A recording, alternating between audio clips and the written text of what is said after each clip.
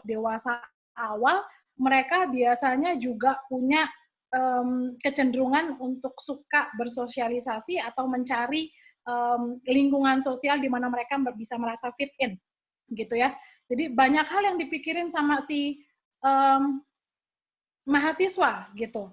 Dan kalau data menyatakan bahwa anxiety disorder itu adalah sebuah masalah kesehatan jiwa yang umum terjadi pada mahasiswa gitu. Di Amerika dikatakan bahwa 40 juta orang dewasa Amerika itu menderita gangguan kecemasan, ya, dan 75%-nya mereka mengalaminya dari 40 juta ini mengalaminya di akhir dari masa kuliah mereka, gitu ya, usia 22, gitu. Nah, next. Nah, data yang saya dapat juga, 30% mahasiswa itu menyatakan bahwa mereka mengalami stres. Oke, saya nggak bisa lihat semua, tapi angkat tangan atau raise hand yang tidak mengalami stres selama kuliah. Angkat tangan. Nah, kan nggak ada tangan yang terangkat. Artinya semua mahasiswa itu mengalami stres gitu. Dan mengalami stres yang 30% ini merasa bahwa akibat stres itu mempengaruhi performance akademik mereka. Ya, jadi mempengaruhi akademik itu artinya apa? Kamu nggak bisa ngumpulin tugas tepat waktu, kamu nggak bisa belajar, nilai kamu drop, padahal mungkin kamu di SMA kamu bagus, atau kamu nggak bisa mingle dengan kelompok. Kalau di Fakultas Keperawatan, mahasiswa saya selalu bekerja di dalam kelompok, gitu ya. Nah, salah satu sumber stresnya juga adalah ketika mereka harus bekerja kelompok, gitu. Bisa jadi bekerja dalam kelompok itu menyebabkan stres, atau mereka memang sudah lebih dulu stres, sehingga dampaknya adalah ketika bekerja dalam kelompok mereka nggak bisa, gitu. Ya, nah 85% mahasiswa menyatakan ya bahwa mereka merasa overwhelmed, gitu. Nggak sedikit mahasiswa dari Fakultas Keperawatan itu menyatakan kebanyakan Bu tugasnya itu dilakukan pada saat yang bersamaan, gitu. Ini data tahun 2018 ya. Ya harusnya saya tampilin tahunnya.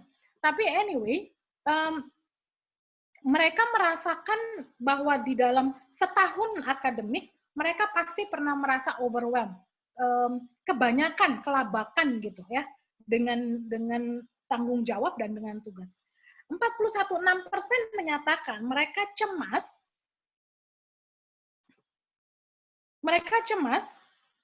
karena anxiety as the top presenting concerns. Oke, bahwa masalah yang paling umum terjadi itu adalah kecemasan, 41,6%, ya.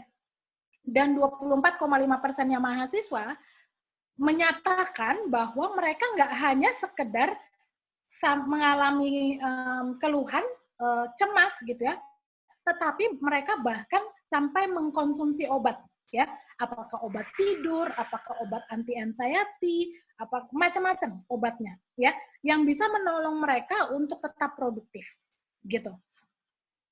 Oke, next. Nah, sekarang saya kemarin saya tahu dari Study Bunker mereka kirim kepada kalian itu alat ukur DAS namanya, ya, itu apa? Depression, anxiety, and stress scale, ya, depression, anxiety, and stress scale. Yang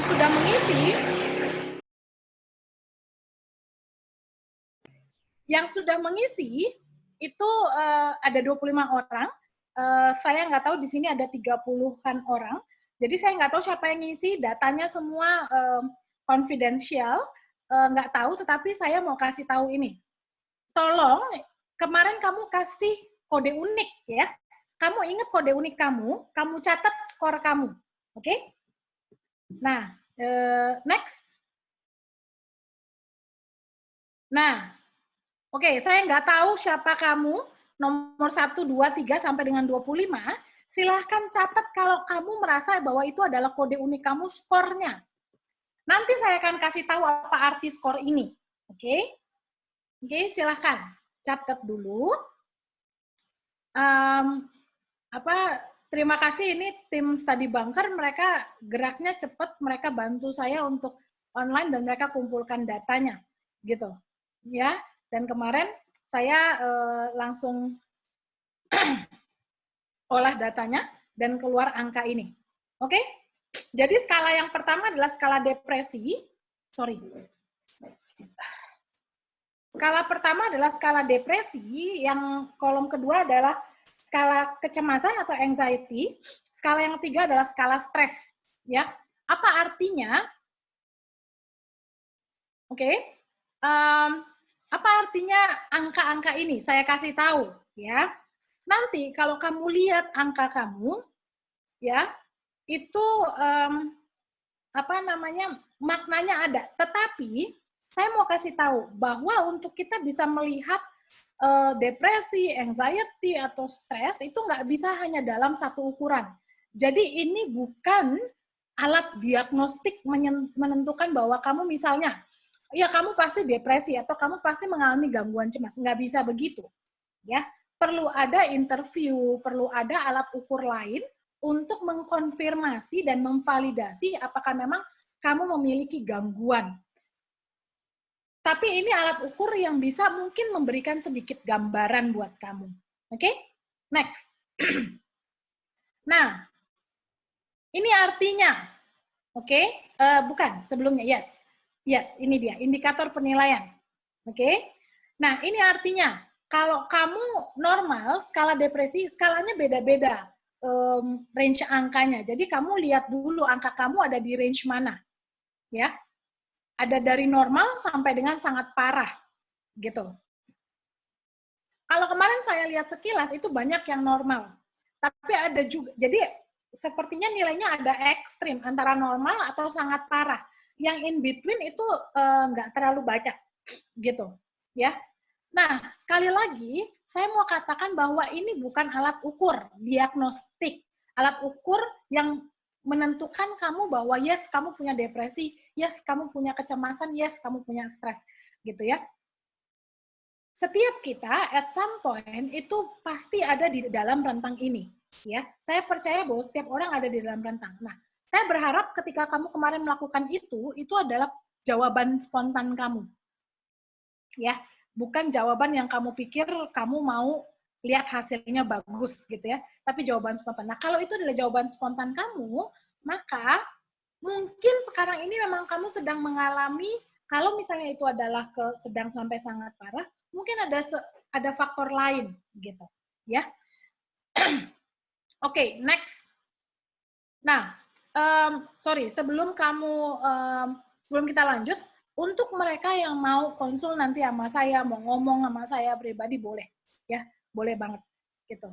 Itu hanya untuk sekedar kamu cari tahu aja skala kamu di mana. Oke, kita akan belajar tentang apa itu depresi dan anxiety, supaya kamu tahu definisi, by definition itu apa, tetapi supaya kamu juga bisa melihat nanti kenapa ini terjadi, ya. Lalu siapa dan apa aja sih faktor resikonya? Kalau kita ngomong faktor resiko adalah siapa orang-orang yang rentan terkena depresi atau anxiety, itu yang akan kita bicarakan. Dan apa yang bikin terjadi depresi atau anxiety ini? Lalu saya juga diminta untuk men-sharekan kapan dan bagaimana atau di mana untuk bisa mencari pertolongan. Dan yang terakhir, bagaimana untuk kita bisa cope atau deal dengan depresi atau anxiety atau tingkat cemas. Oke, next. Nah, oke. Apa itu depresi? Kalau dari American Psychiatric Association, ya ini perkumpulan dokter jiwa di Amerika, itu mengatakan bahwa depresi dan dalam kurung ini adalah major depressive disorder. Ya, kalau kita mau ngomong diagnostik major depressive disorder atau MDD, maka itu alat ukurnya banyak. Nggak bisa hanya karena kamu datang, kamu bilang kamu sedih selama 2 minggu, lalu itu equal to depression. Nggak bisa begitu. Banyak alat ukurnya yang harus dilihat ya. Nah, jadi MDD dalam hal ini adalah sebuah penyakit kejiwaan yang umum tapi serius gitu ya. Ini umum terjadi tapi ini serius dan perlu ditangani yang akan secara negatif berdampak terhadap bagaimana kamu berpikir, bagaimana kamu merasa ya, emosi kamu, dan bagaimana kamu bertindak. Oke? Sementara kalau dari Welch, dari Edward Welch, ini dari buku yang saya juga baca mengenai depresi, dia katakan bahwa depresi itu merupakan sebuah kondisi di mana ada kekosongan yang komplit, ya, kekosongan tidak punya perasaan, artinya datar gitu ya. Orang ngelucu saya kok nggak ngerasa lucu, ada orang yang bikin kesel saya kok nggak ngerasa marah, gitu ya, kosong, flat gitu, ya.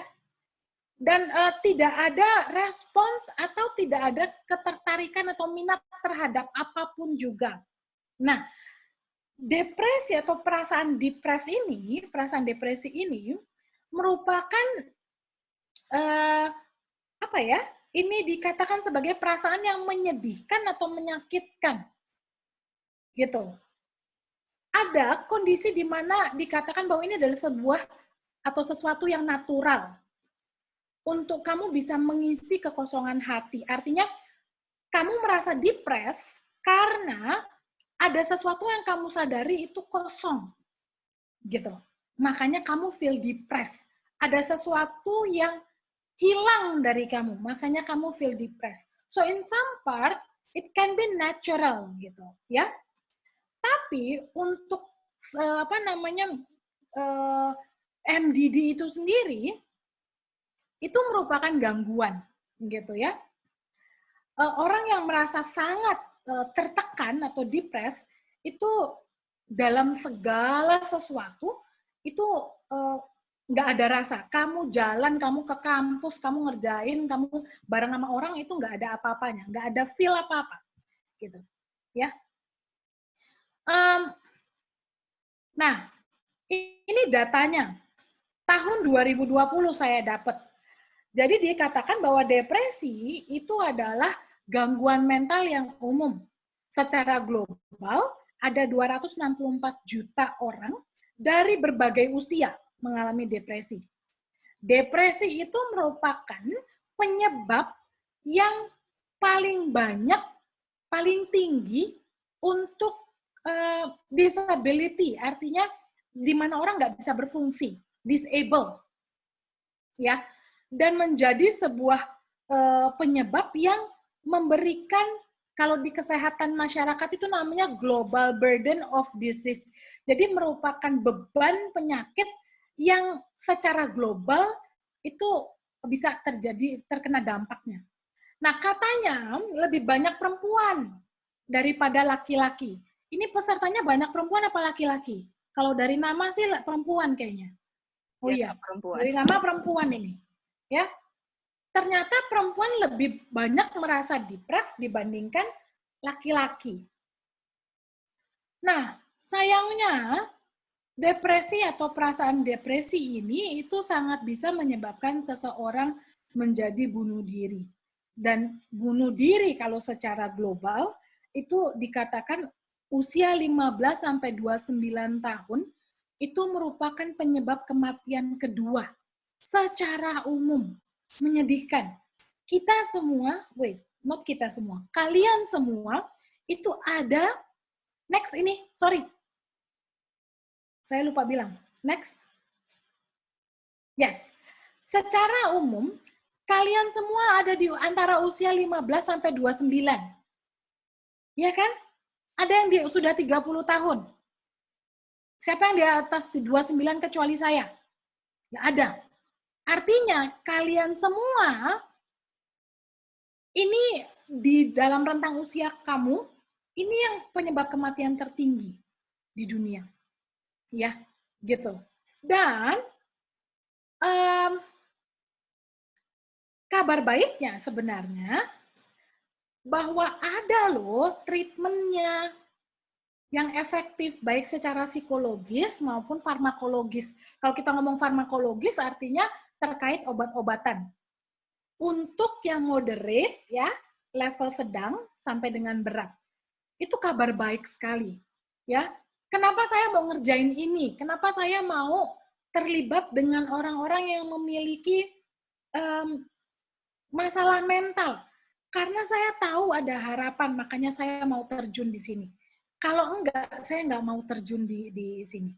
Karena bisa bikin saya juga jadi depres kalau saya melakukan sesuatu tanpa ada harapan untuk membaik gitu, atau untuk orang itu bisa berfungsi. Ya, next. Nah, ini adalah beberapa tanda yang bisa diketahui apakah orang itu mengalami depresi atau tidak. Contohnya adalah kesedihan, ya. Wajar nggak sedih? Wajar. Ketika kamu kehilangan orang yang kamu sayang. Ketika kamu harus berpisah dengan orang yang kamu sayang, misalnya kamu tadinya di daerah, ada teman-teman sahabatmu, kamu harus kuliah, pindah ke Jakarta, ke Karawaci. Wajar nggak kamu sedih? Wajar. Tetapi kesedihan yang dimaksud di sini adalah kesedihan yang secara jangka waktunya itu lebih dari 2 minggu sedih dan nggak berubah. Ya, sedih dan nggak berubah. Itu konstan, minimal 2 minggu kalau kita mau bicara tentang gangguan depresi. Lalu kehilangan minat, ya, nggak niat apapun, mau ngapain pun nggak minat. Kamu datang ke kampus, kamu belajar, atau orang yang depresi, bisa datang ke kampus nggak? Bisa. Tapi itu hanya karena kalau nggak ke kampus, ada konsekuensi. Tapi minat nggak? Nggak. Ya di kelas diem, afek datar. Kamu tahu afek nggak ya? Kamu kalau afek nih gini, kamu bisa lihat muka saya kan ya? Afek datar tuh gini. Mau ngelucu, mau marah, mau ada apa, mau ada misalnya letusan apa gitu di samping, kamu diem aja. Nggak interest sama sekali. Ya, gitu. Itu salah satu tandanya. Atau merasa bersalah, terus-menerus merasa bersalah. Kamu mungkin nggak merasa bersalah. Mungkin kalau misalnya memang kamu lagi bikin salah. Kadang-kadang kita bisa merasa itu. Sebentar, saya minum dulu.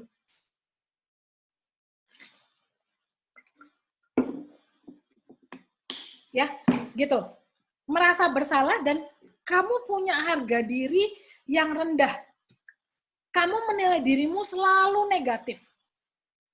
Itu perasaan negatif dan perasaan tidak berguna, tidak berdaya, tidak semua yang negatif tentang dirimu. Apa-apa kamu yang salah. Ya, itu kalau dari segi afek atau perasaan. Kalau dari segi fisik, kamu merasa bahwa kamu nggak punya energi, ya. Kamu terganggu dalam pola tidur atau pola makan. Kamu nggak punya selera, gitu. Kamu nggak punya selera makan. Padahal orang udah makan. Anak saya, kasih contoh anak-anak mahasiswa saya lah ya. Mahasiswa saya makannya di asrama. Mereka makan ya menunya nggak terlalu bervariasi lah, ya. Sehingga kalau misalnya ada yang ulang tahun, mungkin mereka akan keluar dan mungkin mereka akan rayakan sederhana, mereka patungan beli pizza misalnya. Tapi kamu orang udah bahagia makan pizza ya, kamu diem, nggak nafsu ngelihatnya, nggak selera gitu ya. Lalu kamu merasa capek, kamu udah tidur 8 jam. Bahkan kalau sekarang lagi libur lebaran, kamu tidur bisa sampai 10-12 jam, tapi kalau kamu bangun tetap kamu rasanya capek. Kamu nggak bisa konsentrasi. Kamu udah tidur, bangun maunya belajar, maunya ngerjain skripsi kalau ada mahasiswa tingkat 3 di sini, itu nggak bisa. Ya, mau menulis apa, nggak ada, nggak, konsentrasinya sangat pendek gitu. 5 menit kamu udah rasanya capek gitu, ya, mau belajar. Lalu kamu nggak bisa berfungsi secara umum rata-rata. Kamu nggak bisa belajar, kalau kamu ada di rumah, maka kamu nggak bisa misalnya ngerjain pekerjaan rumah, nyapu, bersih-bersih gitu ya. Kamu akan, ya udahlah, kamar berantakan, itu biarin aja. Nah, bisa nggak? Kamu bisa jadi juga nggak ada niat untuk mandi, karena toh sekarang juga belajarnya online, ya. Jadi kan nggak ada yang cium juga gitu loh, nggak ada yang terganggu dengan bau kita. Kamu cuek aja, baik-baik aja, nggak ada masalah, nggak mandi seminggu, nggak keramas, sikat gigi ya kalau inget, atau ya begitu. Itu salah satu gejalanya, gitu. Ya, next. Bukan salah satu, salah banyak. Oke, nah sekarang ada subkategorinya. Ada MDD atau Major Depressive Disorder, ada namanya dysthymia. Nah, kalau MDD itu berpengaruh kepada mood kita biasanya ya. Kita nggak mau, kita nggak hilang rasa tertarik, dan energi kita nggak ada sekalipun kita udah tidur banyak, ya. Gejalanya bisa bermacam-macam gitu ya, dan bisa mulai dari ringan, sedang, dan berat.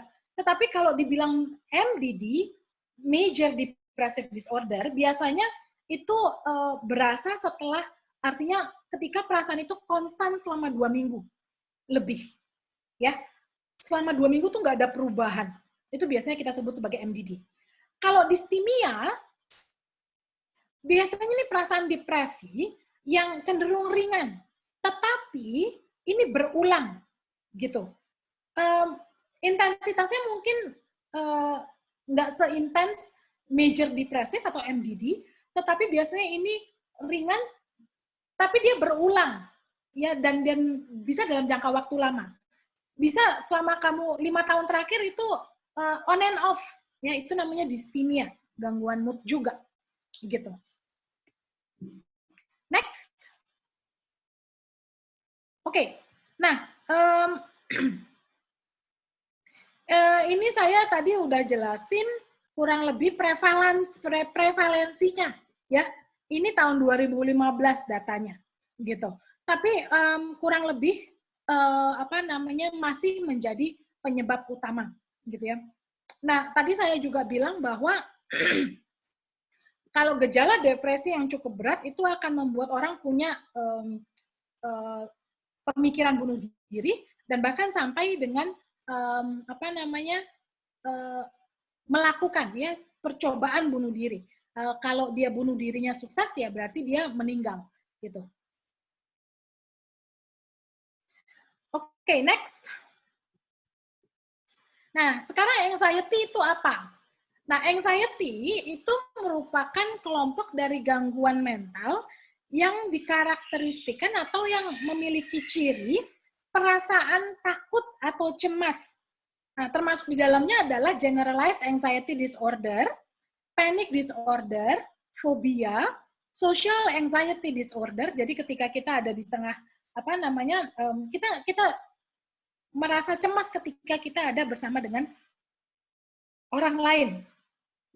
Atau obsessive compulsive disorder, itu juga rootnya adalah anxiety, dan post traumatic stress disorder, ya. Nah, sama seperti depresi, gejalanya juga bervariasi, ya, dari mulai ringan sampai dengan berat. Nah, saya harus kasih tahu kecenderungannya depresi dan anxiety ini kayak bisa jadi ada irisannya. Jadi mungkin saja itu terjadi secara bersamaan. Karena saya merasa anxious, maka saya jadi depres. Itu biasanya ada, ya, kayak gitu. Oke, next.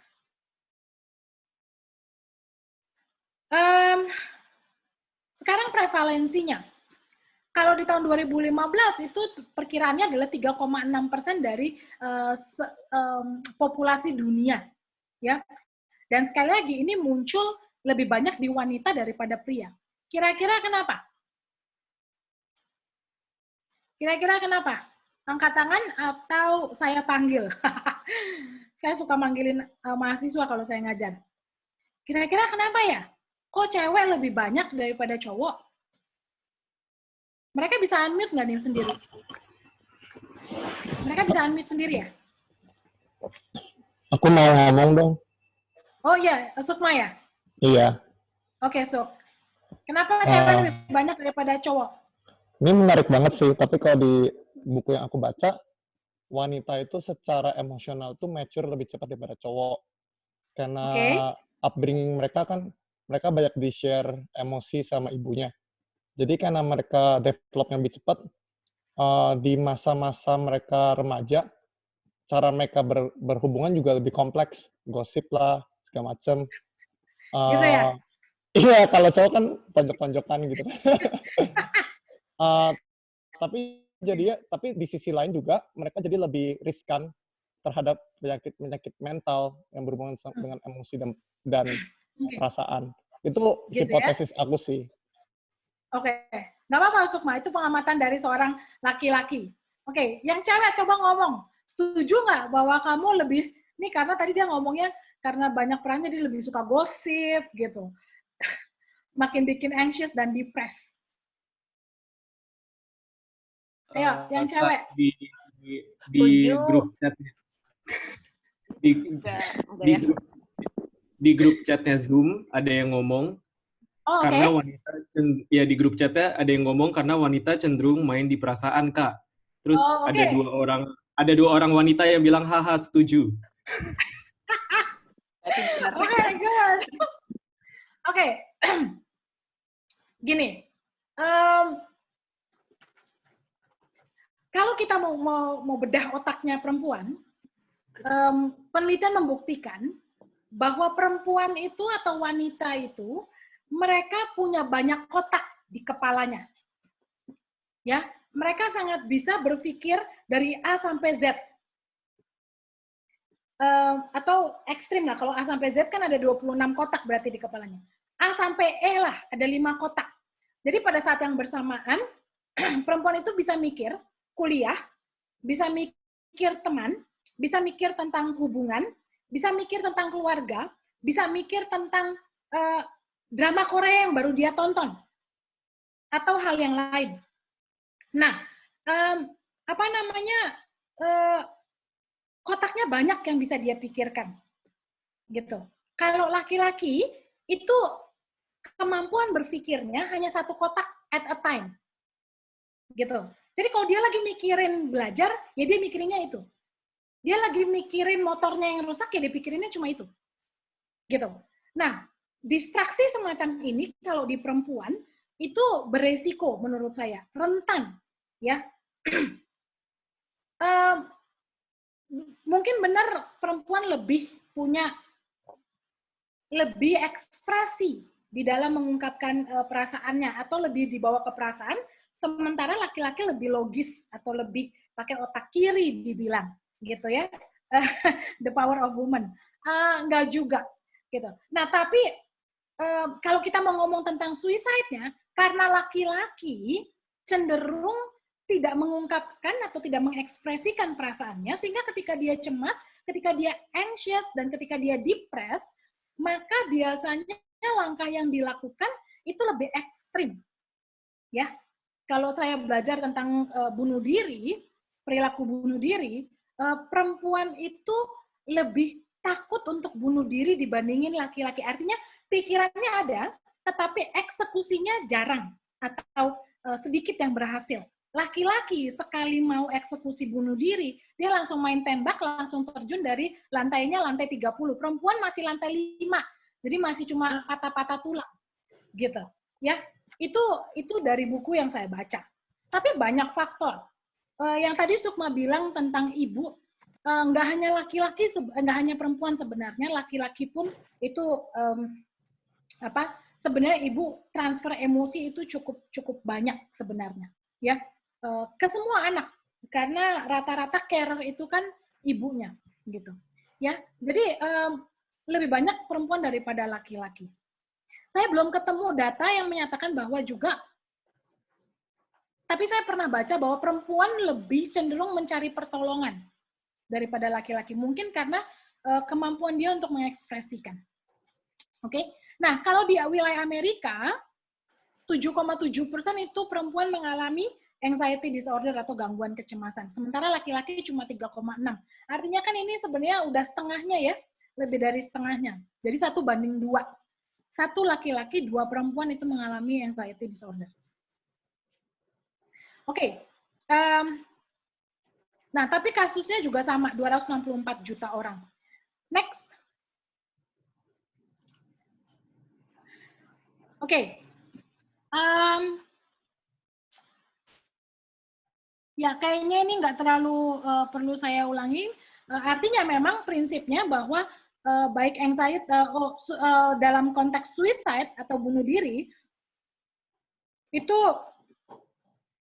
setiap 5 menit ya itu ada satu yang bunuh diri, gitu.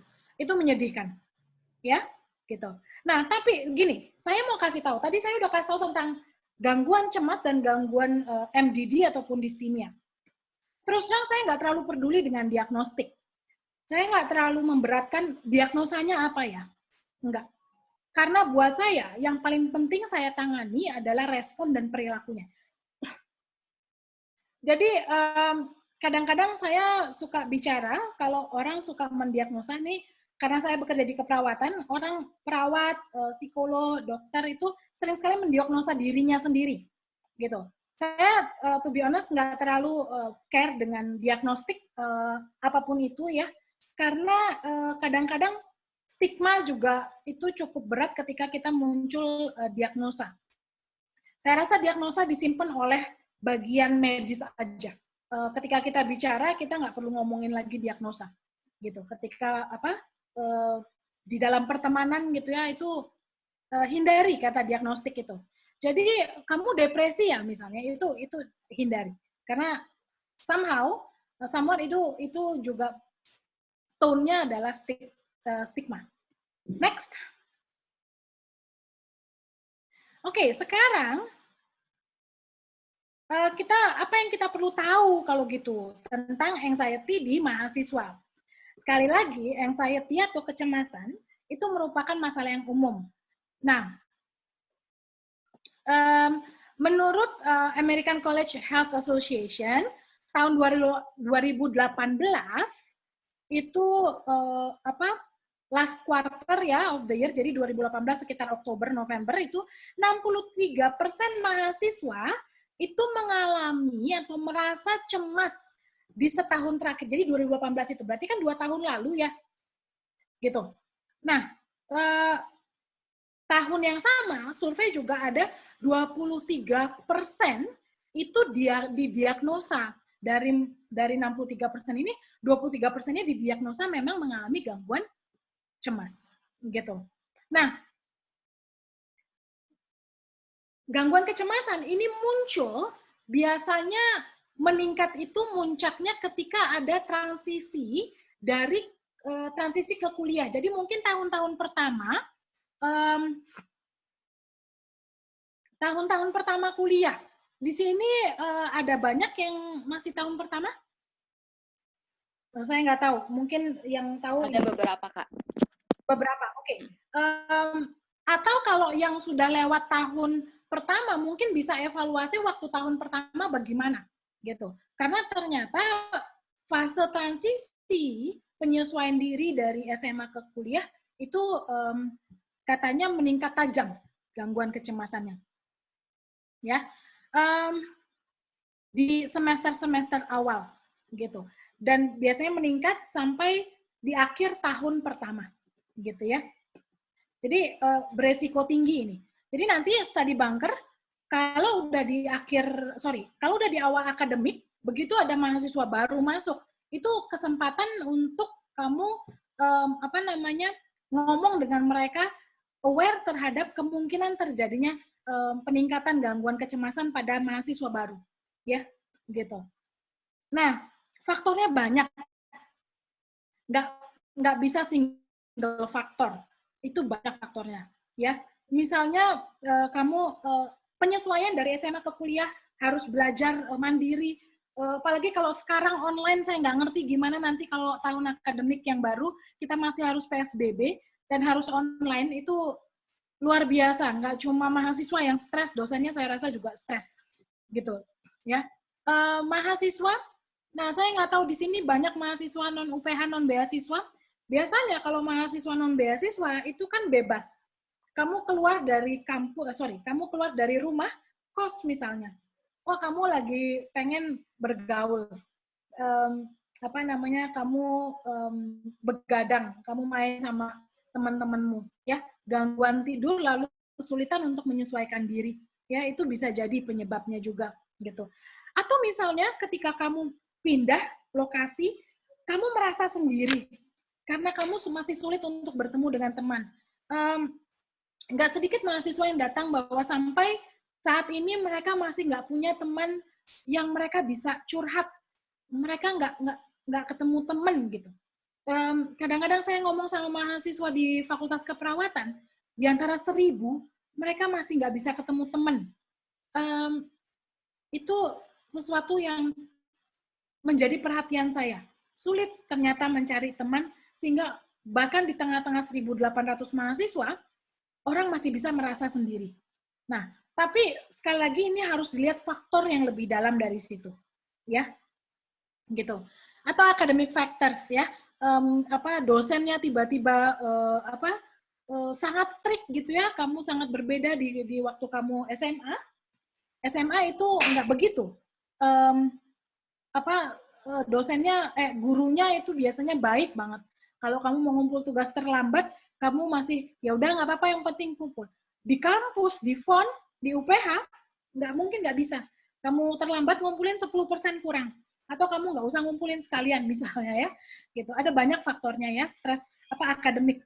Kalau di keperawatan itu umumnya mahasiswa harus terjun praktek ke klinik, ya, untuk mahasiswa medis, mahasiswa yang harus turun ke praktek lapangan, itu juga stresnya cukup tinggi.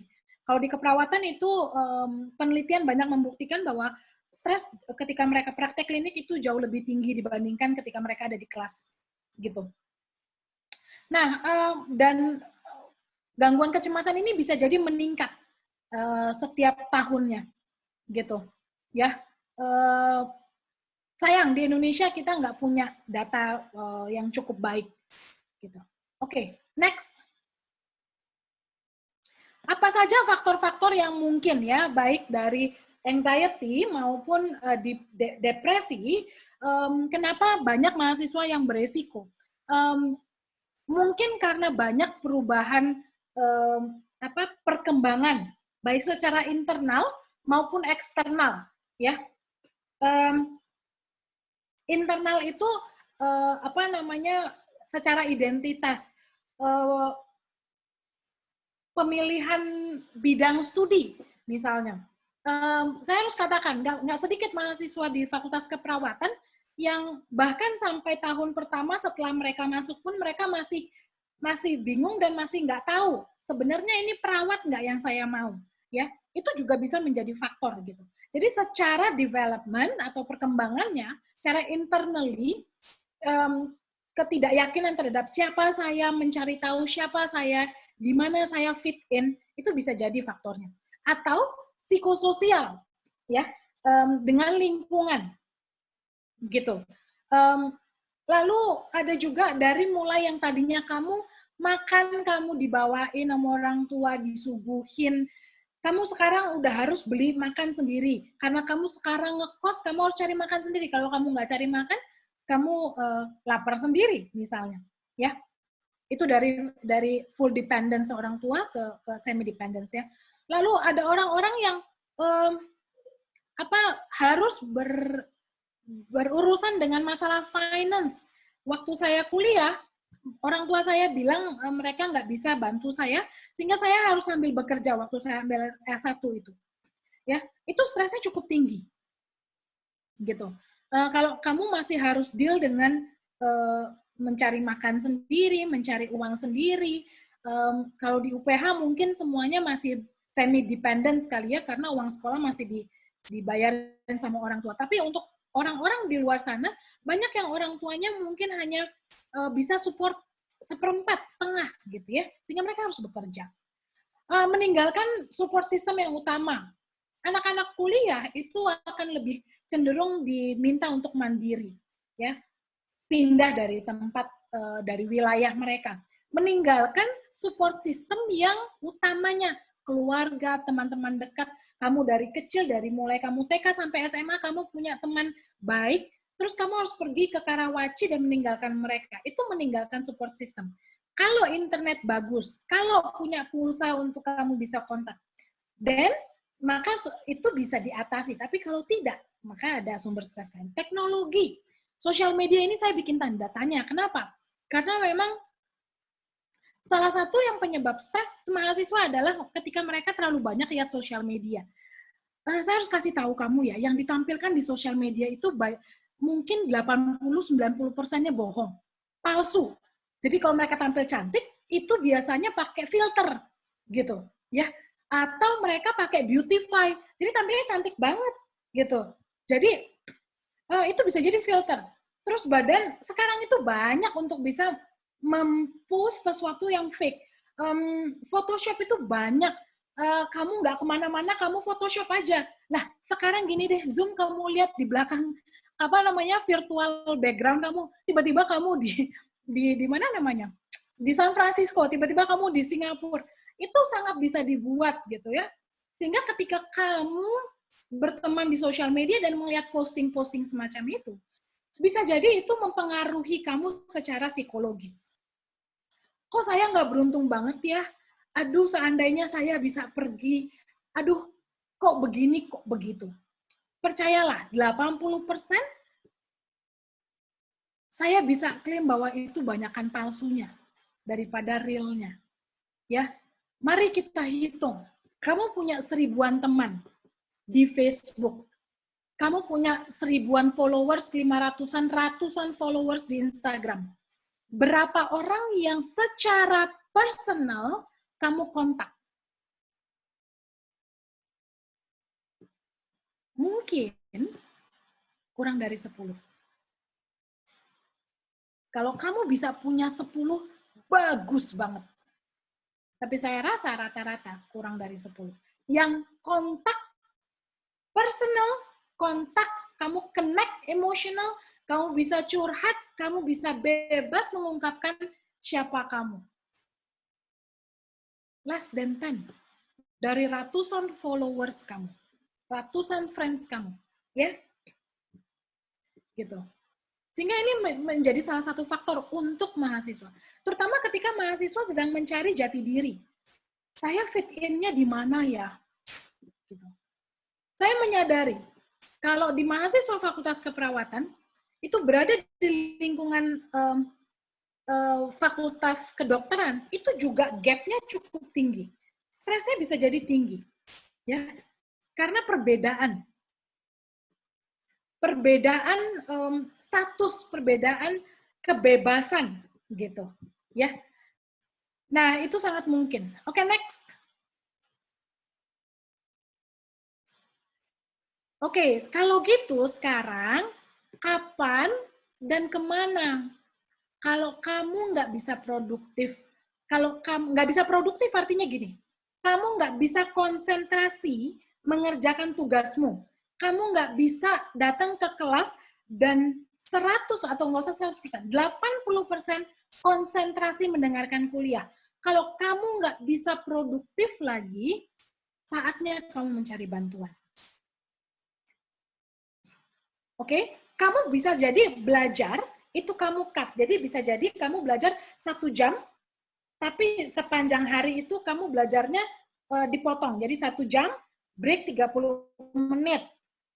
Lalu 1 jam lagi, atau 2 jam, break 30 menit, atau break 1 jam, kerjain yang lain. 1 jam lagi, atau 2 jam, break lagi. Tapi kalau kamu 8 jam, tidak bisa secara akumulasi ya, konsentrasi dan belajar, kan normalnya itu sama kayak kamu kerja 8 jam lah kamu belajar ya. Maka saatnya kamu mencari bantuan. Ketika kamu ada perubahan jam tidur. Ya. Saya memahami mahasiswa banyak yang perlu istirahat atau baru bisa istirahat baru bisa istirahat itu di atas jam 1, jam 2, oke lah. Ya, kalau namanya kita sekolah, begitu memang. Tapi, kamu nggak bisa tidur dari jam 2, kamu sampai jam 6 atau setengah 7 atau jam 7, kamu nggak bisa punya deep sleep. Kamu golek sana, golek sini. Secara kualitas tidur, kamu nggak bisa. Dan itu berlangsung berhari-hari. Saya bisa bayangkan lelahnya. Ya. Dan kalau kamu sudah punya itu, maka kamu perlu minta bantuan. Kalau kapan lagi? Kalau kamu merasa bahwa something is wrong with you, mungkin itu saatnya untuk kamu mencari bantuan. Kemana? Counseling center? Ada nggak sumber counseling center yang ada di dekat tempat kamu tinggal? Gereja, pendeta, guru kamu, siapapun. Orang yang secara dewasa, emotionally, psychologically dewasa, yang mungkin bisa menolong kamu mengarahkan. Tapi kalau kamu udah minta ke mereka, ternyata kamu nggak merasa bahwa something still missing, ya, then probably kamu perlu cari professional help. Kemana lagi? Saya tulis me. Yes, karena saya available. I mean, you can contact me, you can get in touch with me and tell me. Gitu. Saya menyiapkan diri. Makanya saya bersedia untuk share di Study Bunker ya, karena buat saya kamu perlu tahu bahwa kamu punya sumber untuk menolong kamu, gitu. Ya, next. Nah, cope with anxiety atau depression. Walaupun di dalam situasi depresi atau kecemasan, seringkali orang juga mungkin sulit ya, nggak bisa enggak gitu ya. Artinya mereka udah dicoba positive thinking tetap nggak bisa.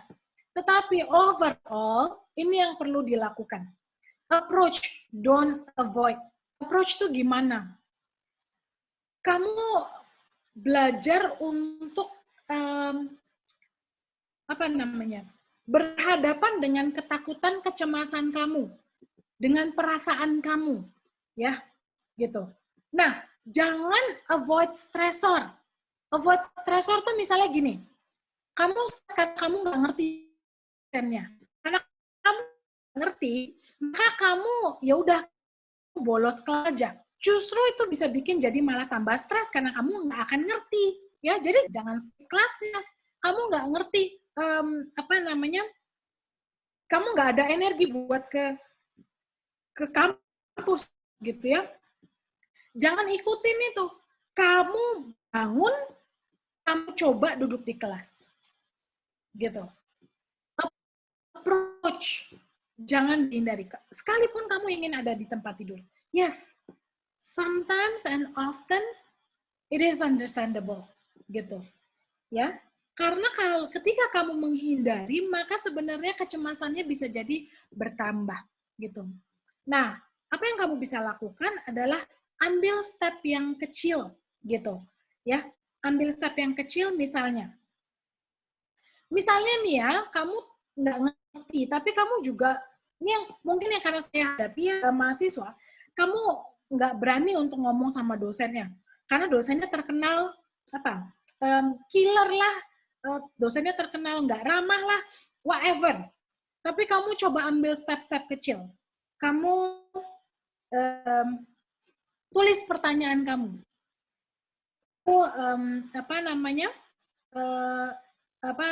Mungkin kalau di UPH itu ada online forum, bisa tanya di situ, ya. Saya nggak kenal loh mahasiswa saya namanya, jadi walaupun nama kamu ada di situ, saya nggak tahu yang mana orangnya. So it's okay. Masukin pertanyaan lewat situ. Mungkin kalau masih nggak jelas, kamu belajar bertanya di kelas, gitu. Lewat teman atau lewat siapa. I mean, simple steps, gitu ya. Gitu. Kalau kamu merasa kamu sendiri, ya, coba ketika kamu lagi duduk makan di kantin atau di manapun, gitu ya, belajar untuk ambil small step. ngomong dengan orang lain. Ya, gitu. Nah, dulu saya pernah ngajarin mahasiswa saya untuk latihan komunikasi, suruh mereka keluar, saya nggak mau tahu mereka ketemu dengan orang yang baru. Beberapa feedback menyatakan bahwa itu menolong mereka untuk berani bicara dengan orang baru. Takut nggak mereka? Takut. Tapi waktu itu karena tugas dari saya, jadi mereka mau nggak mau ngerjain. Oke, practice self-care. Nah, kalian perlu untuk self-care. Saya tahu kalian punya banyak tugas, tapi kalian perlu tidur. Kalian punya banyak tugas, tapi kalian perlu makan. Sayangilah dirimu. Ya, saya tahu kamu punya banyak kemauan untuk terlibat organisasi, but you need time for yourself, gitu. Kalau kamu dalam waktu 3 bulan nggak pernah potong rambut ke salon, kalau kamu ada uang, memang ada budget, pergilah ke salon, percantik dirimu. Ya, kadang-kadang kalau misalnya seperti ini, misalnya di masa yang seperti ini, apa yang bisa kamu lakukan? Practice self-care. Kamu bangun pagi, siap untuk kelas, pakai baju yang bagus. Saya kadang-kadang keluarin baju saya, walaupun saya tahu itu kelasnya online dan memang saya nggak akan ngelihat mahasiswa, tapi saya pretend as if saya memang siap untuk bekerja. Gitu. Saya keluarin baju kerja saya pakai baju kerja saya. Do that. Practice self-care. Ya. Sekalian ngelihat juga bajunya masih muat apa enggak. Jangan-jangan karena kamu di rumah terus, itu baju udah nggak muat lagi, baju-baju kuliahnya. Atau seragamnya. Ya, find resources on campus. Di kampus-kampus kamu cari, ada resources nggak? Setahu saya, semua mahasiswa pasti punya personal tutorial, pasti punya personal tutorial itu sama dengan pembimbing akademik. Kamu bisa ngomong sama mereka. Karena mereka wajib punya kewajiban untuk membimbing kamu. Mereka mungkin bisa menolong kamu. Kalau kamu di UPH itu ada counseling center, ada Hope, go. Ya, use that sources gitu loh. Ya. Next. Oke, nah sementara untuk depresi, itu banyak juga sebenarnya ya. Psikoterapi, ini terapi yang saya relatif lakukan dengan klien saya adalah psikoterapi, dan ternyata itu dibuktikan efektif. Ya, medication ketika memang perlu, ya, it's okay to take medication. Ya, jangan beranggapan bahwa kalau kamu pakai medication, maka kamu akan tergantung. No. No, sometimes perlu kombinasi. Ya, gitu. Atau neuromodulation, ini teknik sebenarnya untuk merangsang neuron, karena ada penyebab, salah satu penyebab depresi adalah gangguan di saraf otak. Sehingga ada terjadi gangguan neurotransmitter di situ, ya, sehingga yang dirangsang adalah produksi neurotransmitter, ya, gitu. Jadi itu sangat mungkin, gitu. Next. Udah? Oke, ini referensi dari saya. Jadi itu aja presentasi dari saya kira-kira. Ya, kamu udah tahu apa itu depresi dan anxiety, kamu udah tahu gimana caranya, dan artinya identifikasi gejalanya. Kamu tahu sebenarnya secara sederhana apa yang perlu dilakukan, ya, dan kamu tahu gimana atau kapan kamu mencari pertolongan. Oke, presentasi saya udah selesai, jadi mungkin sekarang adalah waktunya tanya jawab. Oke, thank you ya Kak Juni. Nah, jadi sekarang kita bakal ngadain Q&A session. Nah, kalian bisa langsung unmute aja audio kalian, terus sampaikan nama kalian, terus langsung pertanyaannya, atau kalian juga bisa langsung chat ke aku atau Kak Juni. Oke. Iya, bisa di chat di sini ya. Ya. Bisa juga di chat ya teman-teman. Ya. Oh, ada yang mau ada yang mau WhatsApp ya. Oke, saya buka WhatsApp juga. Oke.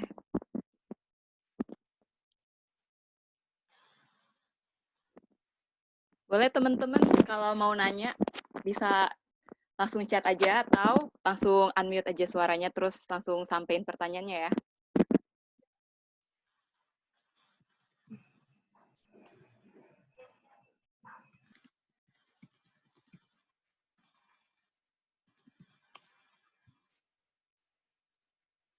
Ya, ada yang mau bertanya?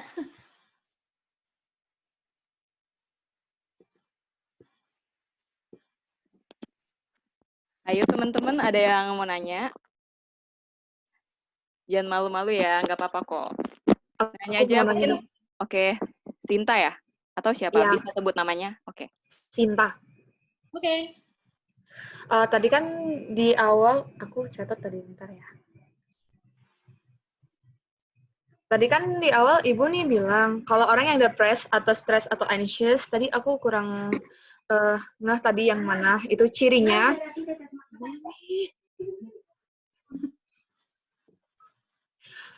Itu cirinya susah untuk tertarik pada apapun. Kayak misalnya ada sesuatu yang meledak kayak gitu di luar sana, kayak nggak tertarik gitu. Dan aku merasakan hal itu. Tapi aku ngerasa itu kayak ada hubungannya gitu loh sama umur. Ketika aku merasa aku lebih tua, aku lebih susah untuk tertarik terhadap segala sesuatu kayak. Oke. Iya, jadi apakah memang ada hubungannya sama umur atau memang gara-gara itu salah satu ciri dari anxious atau depressed atau stres? Gitu. Mungkin interest yang dimaksud di sini adalah kamu nggak tertarik terhadap apapun. I believe setiap kita punya hobi. Sinta punya hobi nggak, Sin? Dulu sih punya, tapi kalau sekarang tuh kayak ngerasa betul-betul susah untuk tertarik sama... Oke, tertarik dengan pelajaran nggak? Tidak. Jadi nggak tertarik sama semuanya? Iya, aja? Dulu aku suka banget baca novel atau nulis cerpen gitu, dan banyak dulu di file-file aku hasil tulisan aku. Terus waktu kemarin, aku tuh baru sadarnya waktu BBW di pokoknya ada event yang Big Book Words di itu ya, di Serpong gitu kan ya Bu. Terus banyak banget tuh buku yang bazar. Terus aku cari-cari, terus kayak aku nggak tertarik lagi buat baca buku apapun tuh. Ya, gini, memang ada perubahan ketika kamu semakin dewasa atau bertambah umur. Dewasa belum tentu, tapi bertambah umur pasti. Tapi memang ada perubahan yang bisa terjadi. Kamu suka baca novel, lalu sekarang tidak. Salah satu faktornya adalah kamu harus banyak yang dibaca di kampus. Ya, mata kuliah kamu menuntut kamu untuk banyak membaca, menyuruh kamu untuk banyak baca artikel, sumber-sumber dan segala macam. Waktu kamu sudah habis di situ, jadi kamu nggak tertarik lagi untuk baca novel. Saya rasa itu seasonal, ya. Saya rasa itu seasonal. Kamu tadinya suka sekali menulis, tetapi kamu begitu banyak paper yang harus kamu tulis, kamu nggak punya energi untuk kamu menulis lagi. Itu seasonal. Sepanjang kamu bisa berfungsi, tetapi ketika kamu melakukan tugas tanggung jawab kamu sebagai mahasiswa, kamu bisa fokus, kamu bisa konsentrasi, kamu bisa fulfill apa yang menjadi kewajiban kamu ketika kamu mahasiswa. Itu bisa dilakukan nggak, Sin?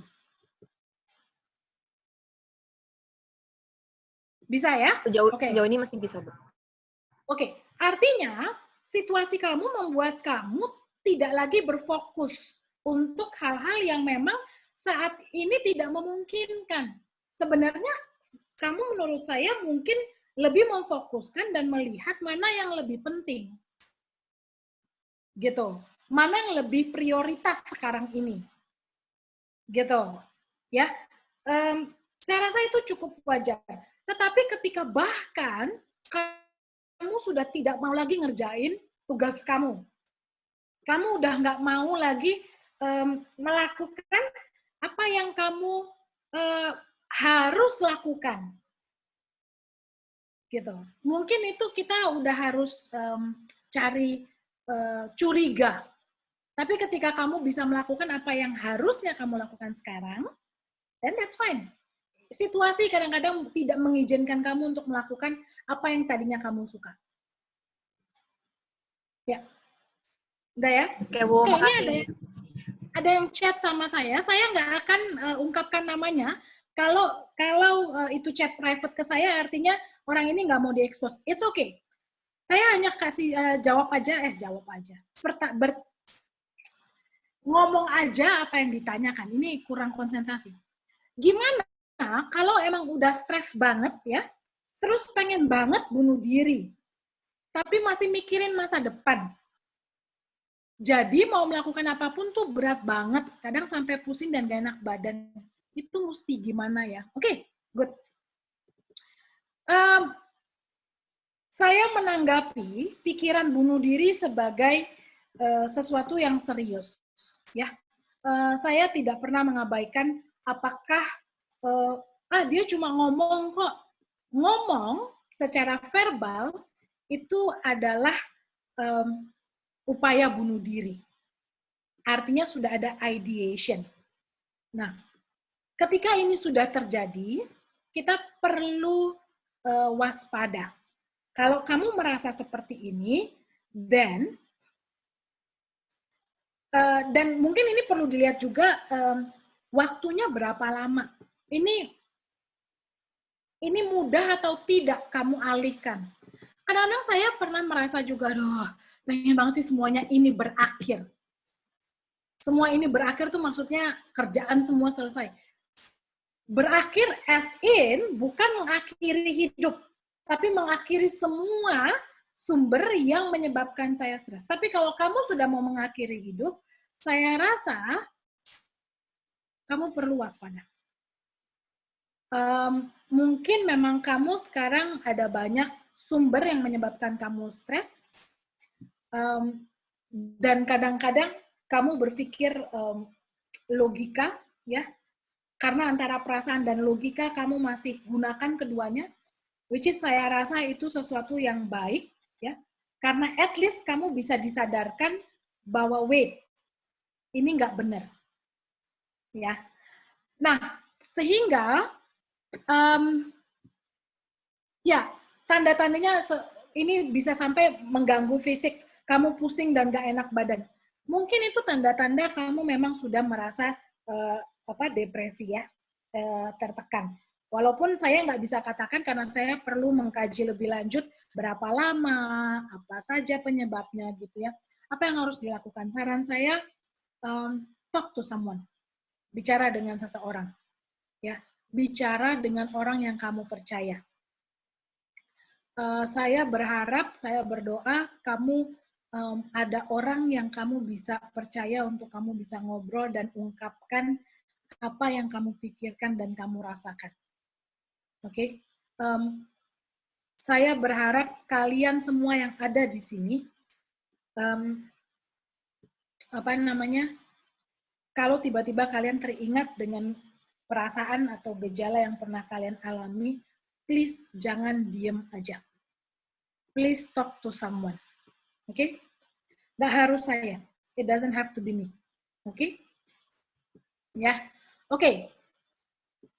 Kak Juni ingin bertanya. Ada pertanyaan. Sorry. Yang di chat. Oh ya. Iya, iya. Oke. Ingin bertanya, kalau misal ada orang yang baru ditinggal oleh orang yang disayangi, seperti orang tua meninggal atau saudara meninggal dan orang tersebut berada dalam sangat itu biasanya orang tersebut lebih prone to depression, anxiety atau PTSD atau apa ya? No, not necessarily ini. Tetapi kalau ketika kita bicara tentang grieving atau rasa berduka, maka ada stage atau ada tahap untuk berduka, ya. Tidak semua orang berduka itu masuk ke dalam depresi, anxiety, atau post-traumatic. Enggak.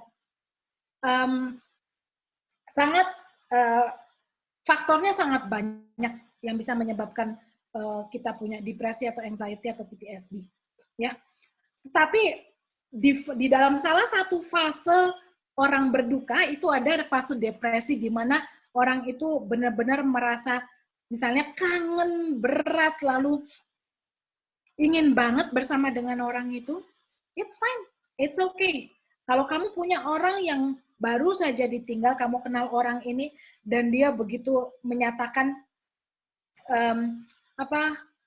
kangen banget dengan orang tersebut, gitu ya, atau ingin banget bersama dengan orang tersebut, please make sure kamu ada buat dia. Please kamu ngerti, accept situasinya. ini mungkin adalah bagian dari fase berduka. Tetapi ketika itu berlangsung jangka panjang, ya, fasenya atau stuck di fase depresi, yes, itu bisa menyebabkan orang jadi mengalami depresi, ya. Tetapi kalau itu adalah karena berduka, saya rasa sesuatu yang sangat wajar, sangat normal untuk orang menyatakan kesedihan. Saya harus kasih tahu, kehilangan atau rasa berduka itu nggak bisa kamu ukur. Tapi kan udah 2 tahun lalu, tapi kan udah 5 tahun. Setiap orang berespon secara berbeda. Tidak ada yang tahu kapan orang itu bisa deal dengan rasa dukanya. Tapi over time, orang itu pelan-pelan bisa menerima. Sekalipun rasa berduka akan muncul lagi perasaannya. Ini namanya grief, itu adalah seperti relapsing illness, kambuh-kambuhan. Contoh, misalnya ketika orang itu ulang tahun, kamu akan kembali ingat dengan orang itu. Contoh, misalnya kamu pergi ke daerah, ke tempat di mana kamu dulu pernah pergi dengan orang itu. Then you will remember, then you will feel sad. It's okay. Gitu. Ya, it's okay. Jadi nggak ada yang prone kemana-mana.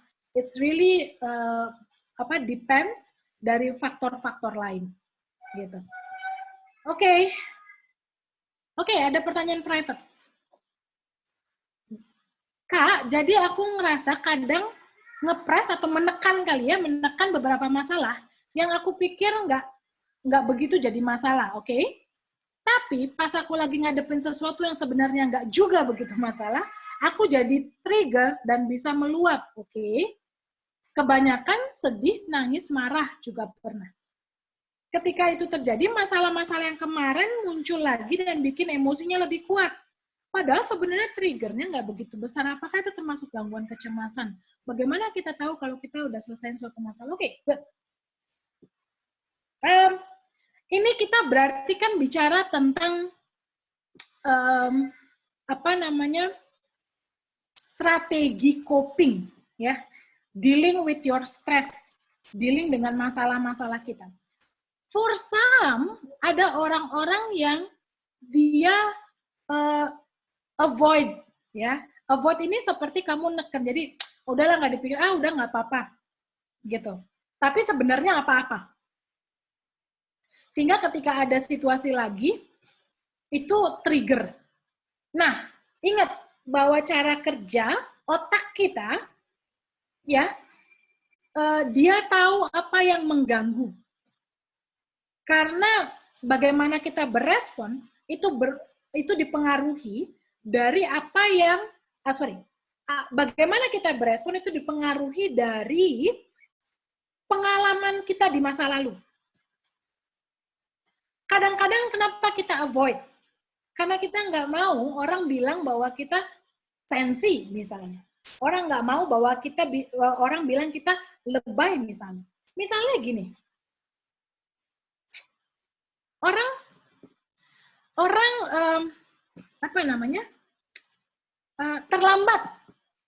terlambat untuk datang karena janjian sama kamu, dia terlambat 5-10 menit.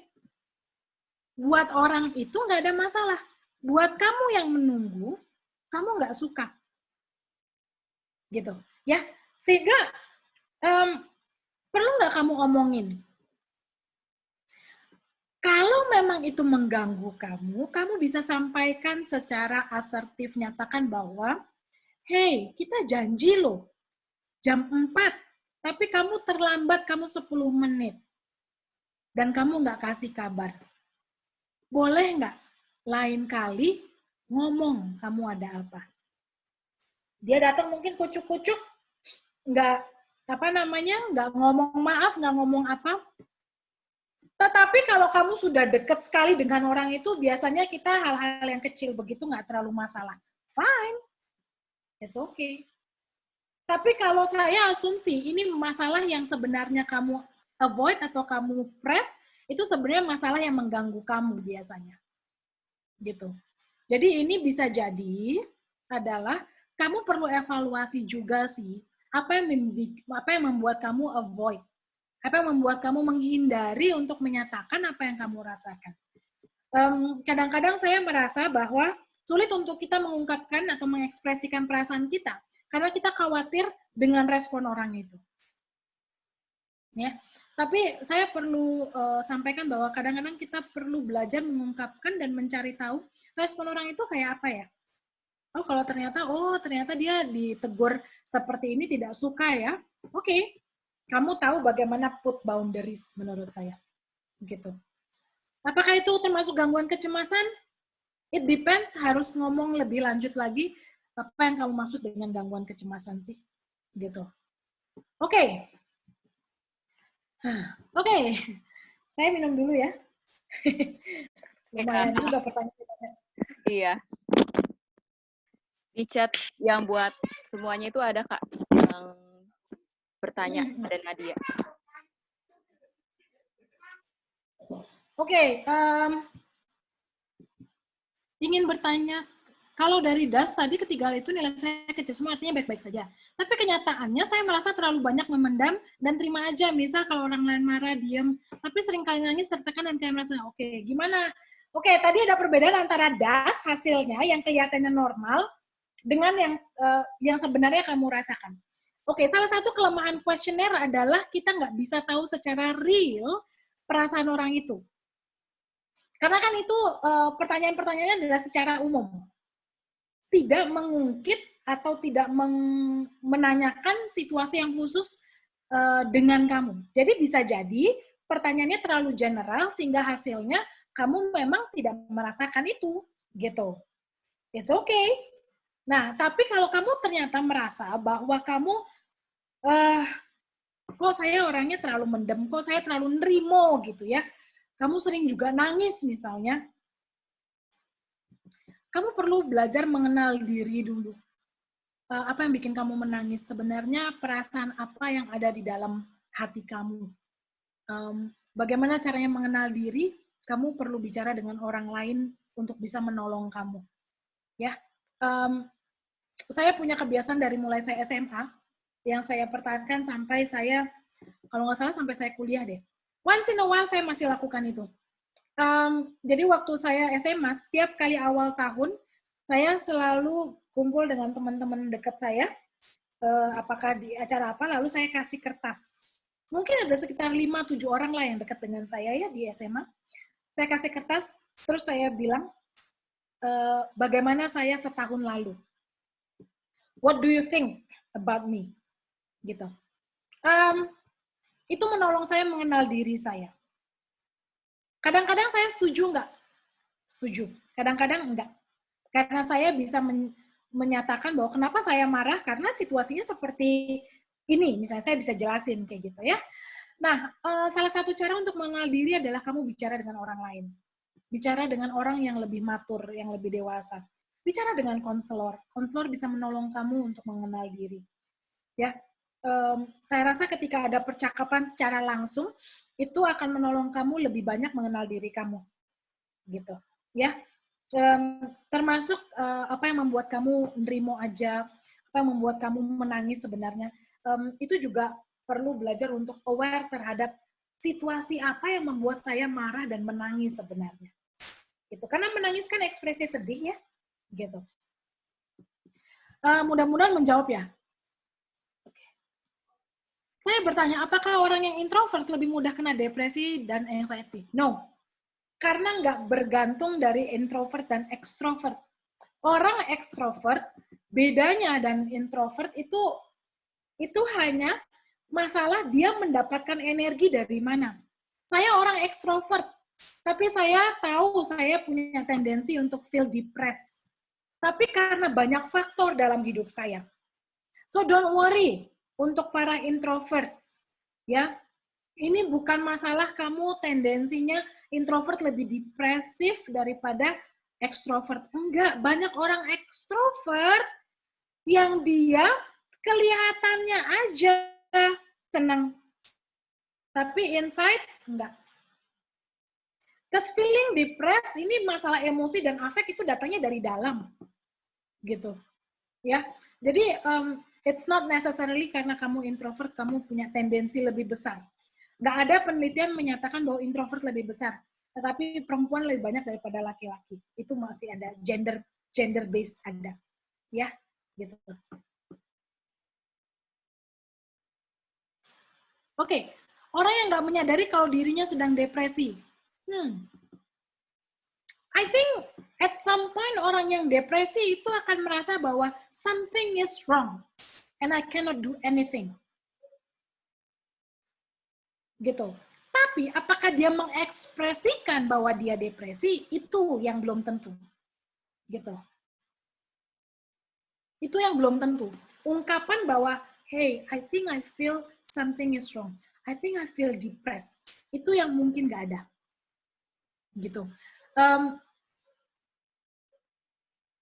Orang itu bisa jadi,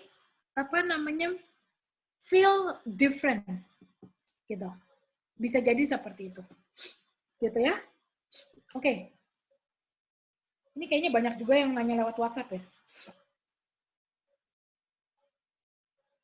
Oke, ntar saya jawab yang WhatsApp. Kita punya waktu sampai jam berapa? What? Kita masih ada waktu sampai 4:45.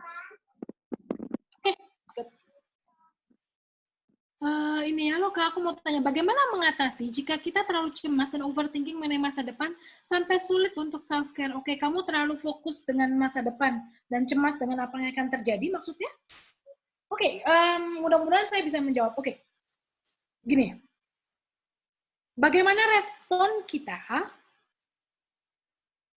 terhadap situasi itu ditentukan dari bagaimana kita tumbuh dan dibesarkan. Orang tua saya selalu ngomong gini, awas kalau kamu nggak belajar, nanti kamu nggak bisa dapat kerjaan, nggak bisa sukses, kamu nggak bisa hidup enak. Awas, ya, awas, selalu ada awasnya lah ya. Saya belajar dan saya akhirnya mempelajari bahwa sekolah atau achievement di sekolah itu akan menentukan masa depan saya. Sehingga kalau waktu saya mulai saya SD, SMP, SMA, kuliah, saya rasa saya sampai S2, itu saya kalau lagi ngerjain tugas, lagi mau ujian, lagi mau ngapa-ngapain, itu nggak akan bisa makan. Makanya kalau dulu, sebelum saya mengenali diri saya, dan sebelum saya deal dengan apa yang membuat saya seperti itu, overthinking tentang masa depan, saya nggak bisa makan. Saya selalu kurus waktu kuliah. Sekarang enggak, saya gendut-gendut aja. Gitu. Ya, karena buat saya mengingat bahwa awas, kamu nggak bisa sukses. Hati-hati. Itu orang tua saya ngomong gitu. Jadi, saya belajar mempelajari bahwa kalau saya nggak mikirin, kalau saya nggak serius, kalau saya nggak belajar, saya nggak bisa punya masa depan. Kalau saya gagal, wah itu apa lagi? Gitu. Sehingga, mungkin perlu dicari tahu. Ini kamu punya perilaku overthinking, belajar dari mana? Asalnya dari mana? Ini adalah sesuatu yang kamu pelajari ketika kamu bertumbuh. Kamu terlalu takut dengan masa depan. Ya, tapi untuk ini memang untuk menggalinya cukup panjang sih. Gitu. Oke? Oke.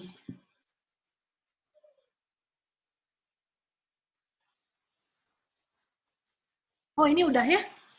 Nah, dia udah. Oke. Oke, saya akan menjawab yang dari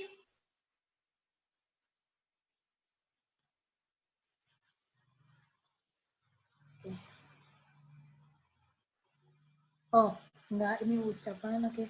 Saya mau bertanya. Saya sering merasa saya butuh bantuan, pernah coba buat speak up tentang depresi dan suicidal thoughts. Saya alami ke beberapa orang yang saya anggap cukup dewasa dan bisa dipercaya. Tetapi ketika saya sudah speak up, orang seperti nggak mau dengar. Dan respon mereka selalu, apaan sih yang bikin depresi? Sesulit apa sih hidup kamu? Oke, Dok. Masih banyak orang lebih susah daripada kamu. Saya jadi takut untuk speak up dalam hal ini, atau sekecil apapun dan merasa tidak ada yang mau mendengarkan saya, dan saya merasa sendirian, apa yang harus saya lakukan untuk bisa keluar? Oke, good. Pertanyaan yang sangat-sangat umum. Terima kasih untuk kamu yang udah bertanya ini. Saya rasa banyak orang di luar sana yang merasa bahwa ketika mereka mencoba untuk menjelaskan perasaan mereka, banyak yang menganggap bahwa itu tidak penting.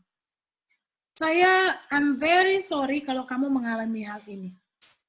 Tetapi memang kita perlu menyadari bahwa banyak masyarakat, orang yang tidak aware bahwa masalah kesehatan jiwa, depresi, anxiety, resiko bunuh diri itu adalah masalah yang real. Tidak banyak orang yang memiliki pemahaman bahwa ini sesuatu yang perlu ditangani, yang perlu diresponi.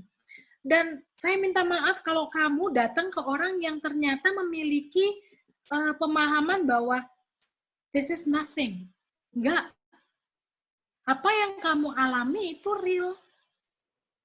Itu benar. Untuk kamu bisa keluar ya kamu perlu mencari orang yang tepat. Ya. Sayangnya juga mungkin di luar sana nggak usah orang-orang yang masyarakat awam ya, banyak kok pendeta, pemimpin gereja di luar sana yang tidak memahami ini adalah isu yang real. Sampai mungkin mereka mengalami atau menghadapi orang terdekat mereka mengalami hal itu. Saya bersyukur sekali di gereja saya, kalau ada yang tidak bergereja, mungkin siapapun di lingkungan kamu ya, yang tempat ibadah kamu, saya bersyukur tempat ibadah saya, gereja saya mengakomodir atau menyadari bahwa ini adalah masalah yang real.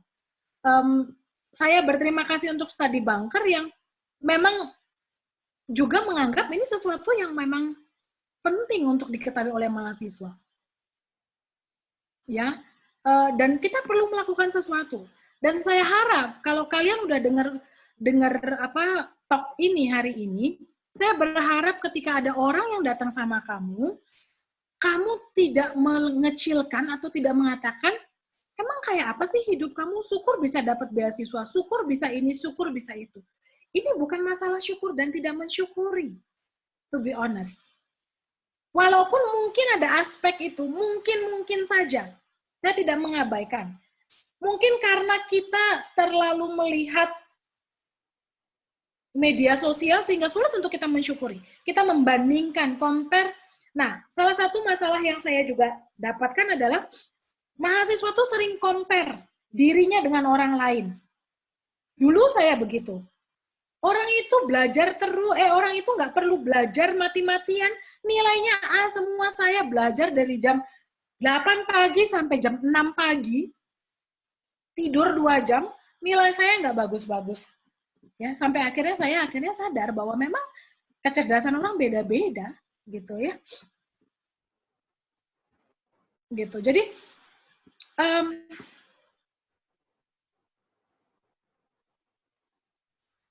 banyak aspek yang membuat orang menjadi depres. Satu faktor adalah memang kurang bersyukur, tapi tidak melulu. Gitu. Jadi jangan bilang bahwa kamu kurang bersyukur atau kamu kurang berdoa, kamu sih nggak sholat, kamu sih nggak gereja. Sometimes atau seringkali masalahnya bukan karena nggak punya iman. Gitu. Yang bikin kita depresi kadang-kadang orang yang beriman malah.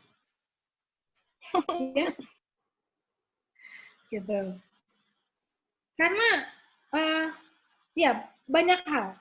Jadi gimana caranya untuk kamu ngomong ini, please ngomong ke orang yang memang memahami masalah atau aware dengan gangguan mental. Ya, dosen kamu yang kalau kamu di keperawatan kita punya beberapa dosen yang memang mengajar masalah kesehatan jiwa, bicara dengan mereka, bicara dengan dosenmu. Kalau kamu nggak punya siapapun, come, talk to me. Ya.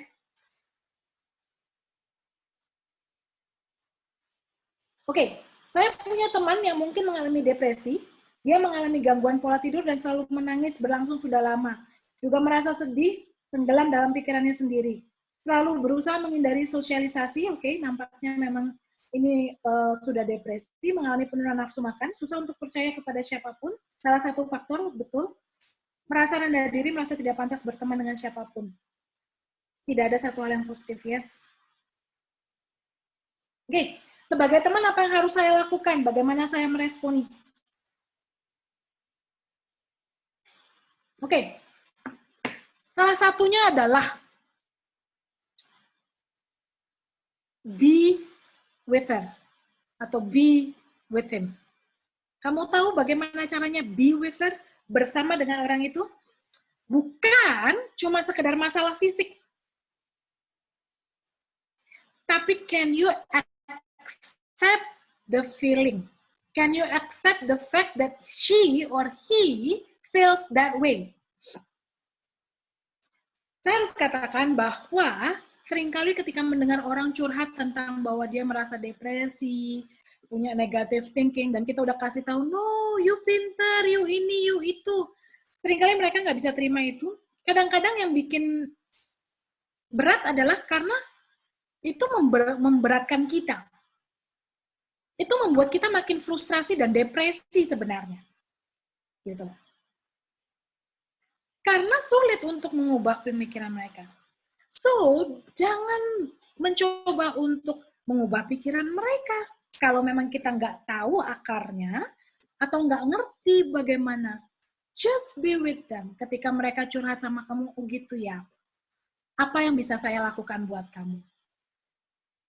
Kalau dia bilang, dia nggak bisa percaya sama orang, then you need to show him or her that you can be trusted. At least, dia bisa percaya sama kamu. Kalau dia datang, gue gini, perasaan gitu ya. Jadi apa yang bisa gue lakukan? Misalnya, dia teman kampus kamu, dia bilang gue nggak bisa. Hey, let's do this together. Kita kan sama-sama punya pelajaran, di otak saya cuma anatomi fisiologi, karena itu pelajaran cukup besar, berat untuk mahasiswa. Let's do this together. Ayo belajar bareng. Kalau kamu nggak bisa pakai, kalau sekarang PSBB, kamu nggak bisa pakai Zoom model begini, mungkin kamu bisa video, WhatsApp, atau apapun yang membuat kamu bisa connect. Misalnya, hey, sekarang aku lagi duduk ngerjain anatomi fisiologi, kamu juga ya. Every, say, 15 minutes, check on her or him. Hey, gimana? Udah sampai mana? Apa yang kamu nggak ngerti? Be with them. Help them. Practically speaking. Secara praktis saja. Gitu. Ya. Lalu, jangan mengabaikan atau mengecilkan perasaan ini. Lu ngapain sih mikirin gituan? Kadang-kadang kamu bisa trigger pertanyaan, gitu ya. Terus gimana? Biar aja mereka berpikir. Terus gimana? Itu adalah pertanyaan yang membuat mereka bisa merefleksikan atau mengembalikan pikiran mereka. Atau mungkin kamu bisa tanya, oh, gue merasa bego banget ya, misalnya. Apa-apa gue nggak bisa, orang juga nggak mau berteman sama gue. Gue mau berteman sama lo. Atau, kemarin bukannya lo bilang nilai lo yang ini B ya?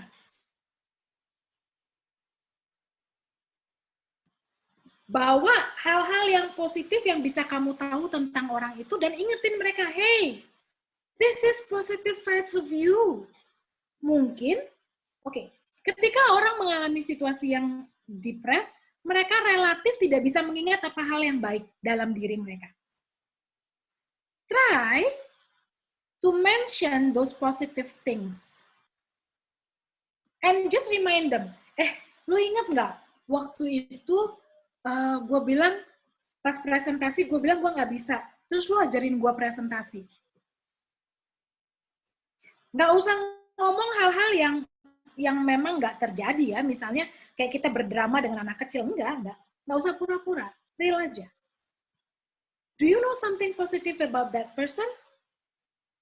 Ngomongin hal itu buat mereka. Remind them, hey, no, you have positive things about you. Hey, no, kenapa saya suka berteman sama kamu? Karena kamu bisa dengerin saya kok. You're a listener. Kalau dia nggak bisa percaya sama orang, show them that you can be trusted. Oke? Okay?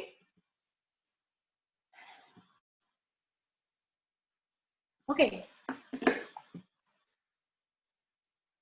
Bu, saya mau bertanya, apakah depresi itu dipicu hanya oleh satu hal mayor yang terjadi dalam hidup, seperti kehilangan orang dicintai? Karena saya merasa saya menjadi orang berbeda antara sebelum sudah mengenal itu. Apa memang potensi?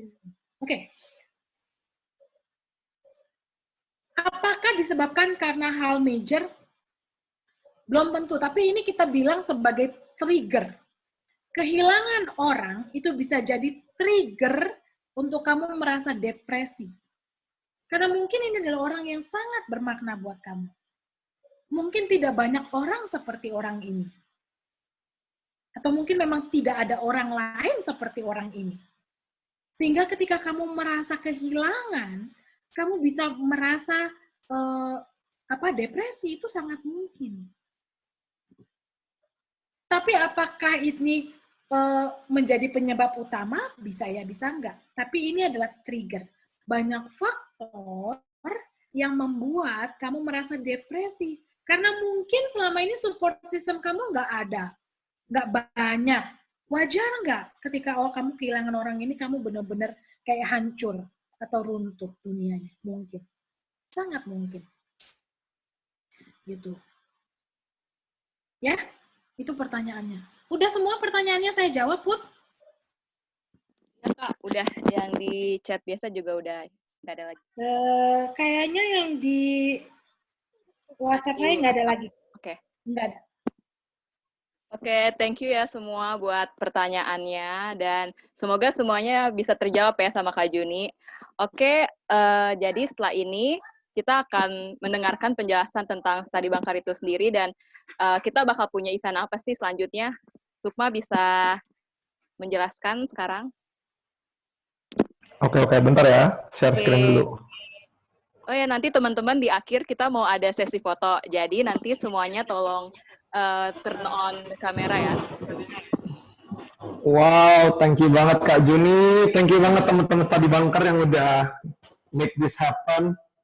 You guys can give ini silent applause. Yeah. Thank you kesempatannya. Ya, jadi gue di sini intermezzo aja mau sharing sedikit tentang Studi Bangkar. So, why Studi Bangkarnya di-create? Jadi Studi Bangkar memang visi kita itu untuk memberikan tempat yang aman buat teman-teman bisa bertumbuh. Kan kita tahu kan kayak student itu problemnya baik banget dari A ke Z. Dari masalah mental health, dari masalah karir, dari masalah teman, masalah hubungan. Pokoknya baik banget. So, with Studi Bangkar, we're hoping to be able to tackle this problem one by one. So, ya, langsung masuk aja kayak apa aja sih yang kita udah lakuin so far. Sebenarnya gue kenalin sama tim kita sekarang. Jadi ini tim yang bakal ngurusin Studi Bangkar sampai bulan Juni.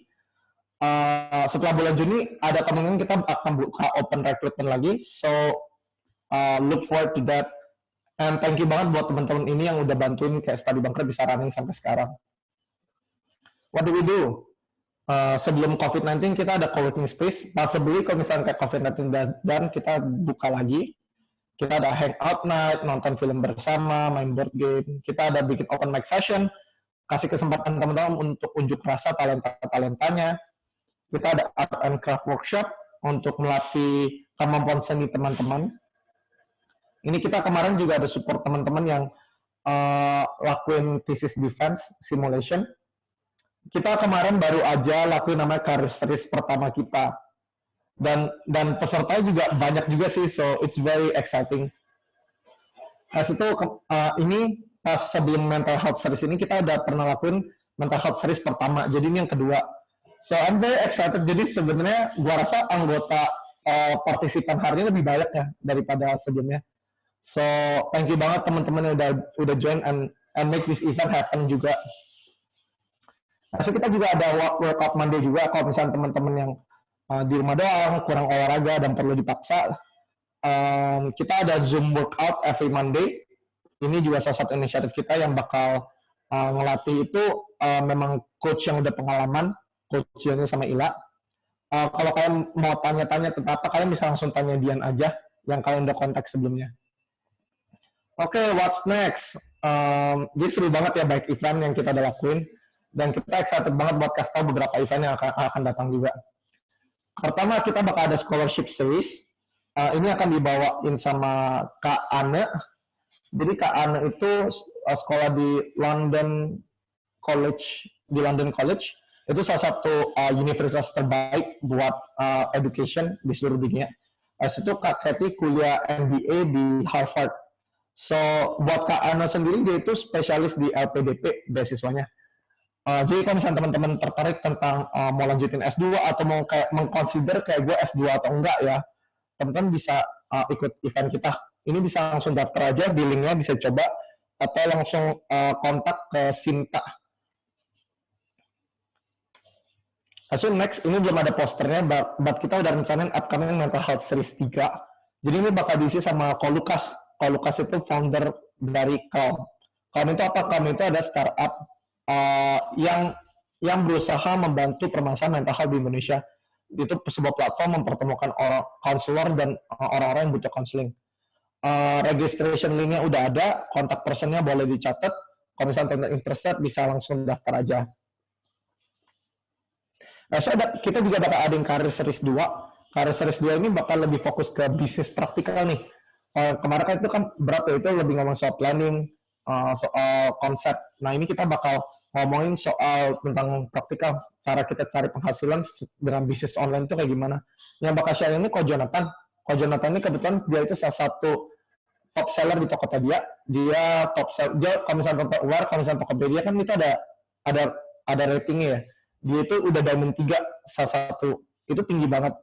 Habis itu untuk dia juga top seller buat kategori buku sama jas hujan, dan dia lagi juga expand bisnis lain juga. Teman-teman udah daftar aja. Linknya ini agak salah, belum gue update. Ya nanti kalau misalnya teman-teman interested boleh langsung kontak Sofia aja buat dapat link yang terupdate.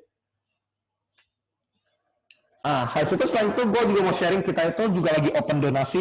Kita open donasi buat COVID-19. Kita targetin by June 15, kita udah kumpul 20 juta. Ini angka, jujur pertama kita awalnya ini kita bakal mikir ini maksimal. Tapi kayak kalau misalnya kayak kita bisa kumpul lebih dari 20 juta pun, kita open banget sih. Dan hopefully kita memang bisa kasih support. Soalnya kan sekarang funding itu penting banget sih. Kayak orang-orang pada kekurangan fund, orang-orang pada nggak bisa makan, nggak bisa beli bahan baku. Jadi hopefully dengan ini kita bisa membantu relief situation with COVID-19 ini. Itu kalau misalkan tadi baik banget informasinya teman-teman miss, kalian bisa buka Instagram kita aktif banget, dikece oleh admin kece kita sama Gavi. Langsung tanya-tanya di IG kita juga gak apa-apa. Oke, terakhir kalau misalkan kayak teman-teman kayak interested-nya kayak mau tanya lebih lanjut tentang studi banker itu apa, apakah teman-teman bisa berpartisipasi atau misalnya teman-teman mau contribute, gue ada ide nih mau bikin event A, event B, atau gue pengen bikin donasi langsung ke studi bankernya gitu. Karena studi banker sendiri kan non-profit, kita berdiri atas dasar donasi dan volunteerism teman-teman. Jadi kita open banget kalau misalnya teman-teman mau contribute, mau kerjasama, partnership atau apapun, please contact me secara langsung dan kita will get back right to you. So thank you banget teman-teman yang udah hadir di event hari ini. Semoga event hari ini bermanfaat ya. Please look forward to our next events. Follow us, share about us. Please share. Kalau misalnya menurut kalian ada teman-teman yang bakal interested tentang studi banker ini, kalian bisa minta mereka buat follow IG kita. Kita lagi pengen targetin supaya IG follower kita tambah banyak. Oke, thank you everyone. Yay, thank you Sukma for sharing. Guys, jadi kita udah di akhir acara nih. Nah, kita sekarang mau foto bareng via Zoom ya, bukan ketemu. Oke, jadi please turn on kamera kalian.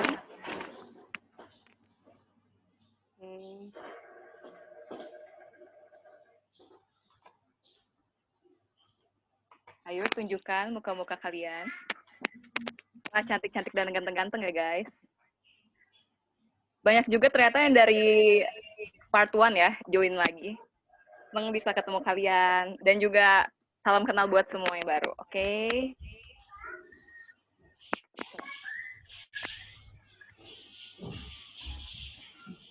Ini aku yang bukan halaman, ya yang pertama dulu ya. Sorry guys, lagi berisik di sini, oke.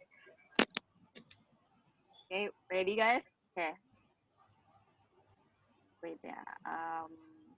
Oke, 1, 2, 3. Oke, wait ya, wait. Bentar. Wait. Maaf guys. Mohon bersabar. Oke, next lagi. Oke, lagi ya. 1, 2, 3. Oke. Wait. Oke, sekali lagi guys, sekali lagi.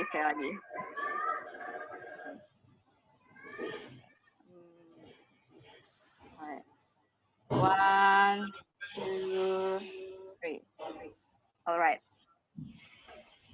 Padahal nggak tahu yang diambil Putri yang mana. Tenang, nanti kita share. Oh ya guys, kalau nanti misalnya kalian mau upload fotonya, bisa tag Geng Study Bunker ya. Jangan lupa di follow juga, oke?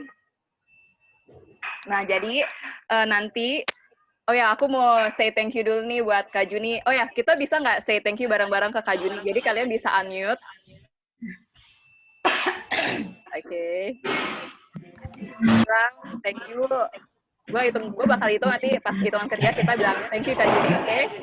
1, 2, 3. Thank you Kak Juni.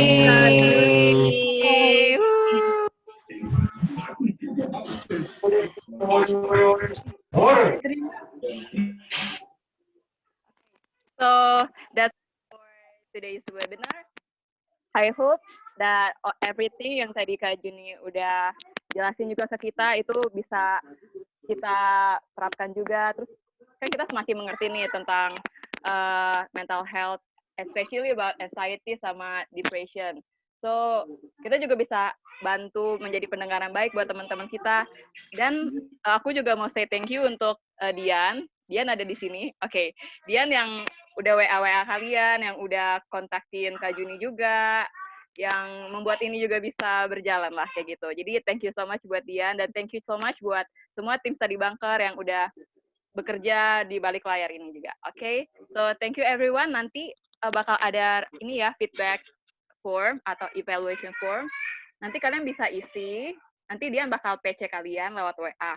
Lalu nanti setelah kalian sudah mengisinya, kalian bisa kirim buktinya kalau kalian sudah isi ke dia. Nanti setelah itu dia akan mengirim foto tadi kita sama sertifikat juga, sertifikat. Oke? So thank you so much for today. Oke, thank you dan see you on the next webinar guys. See you. Thank you so much ya guys. Mau jadi participant kadang tuh dia. Thank you. Kalian kalau mau stay, mau ngobrol-ngobrol juga bisa. Thank you everyone. Kamsia, Cece, Nihat, Kamsahamnida. Dian tuh yang mana mukanya ya? Dian ngomong di itu.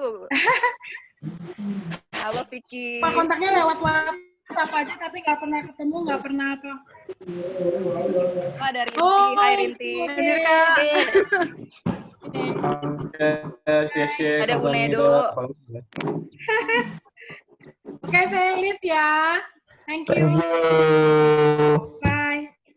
Bye-bye. Thank you Kak Juni, thank you so much. Juni, Thank you teman-teman semua. ada di sana. Semuanya. Arigato. Thank you Kak Dia.